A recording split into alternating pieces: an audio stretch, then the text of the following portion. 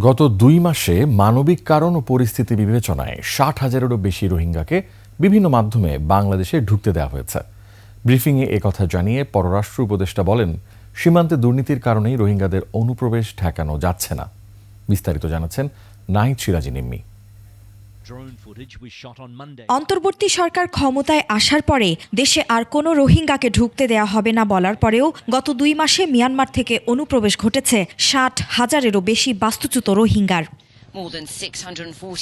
থাইল্যান্ডে মিয়ানমার সীমান্তবর্তী ৪ দেশের মন্ত্রী পর্যায়ের বৈঠক শেষে দেশে ফিরে ব্রিফিংয়ে এ নিয়ে প্রশ্নের মুখোমুখি হন পররাষ্ট্র উপদেষ্টা।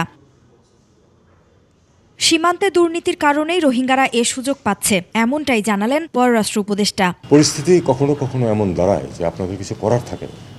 সেরকম পরিস্থিতিতে আমরা এই ৬০,০০০-কে ঢুকতে দিয়েছি ফর্মালি যে দিয়েছি তাও না, তারা বিভিন্ন পথে ঢুকে গেছেন। এবং আরেকটি কথা আমাদেরকে মনে রাখতে হবে যে প্রচুর দুর্নীতি আছে বর্ডারে। এটা সত্যি কথা, এটা অস্বীকার করার কোনো অর্থ নেই।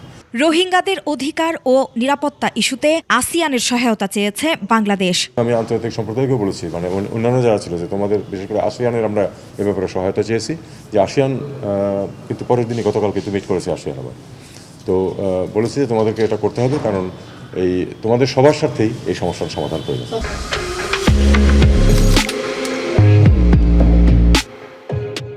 এর আগে রাজধানীতে বঙ্গোপসাগরের সাথে পুনঃসংযোগ স্থাপন অভিন্ন স্বার্থর খোঁজ শিরোনামে সেমিনারেও রোহিঙ্গা বিষয়ে কথা বলেন পররাষ্ট্র উপদেষ্টা তৌহিদ Hossain.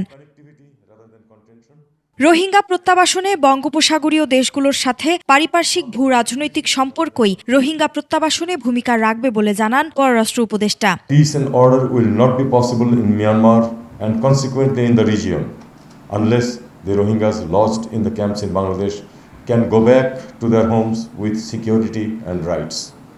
It is incumbent on Myanmar and the regional powers to create a congenial atmosphere for their return. Nahid Siraji Nimmi, ২১ television, Dhaka.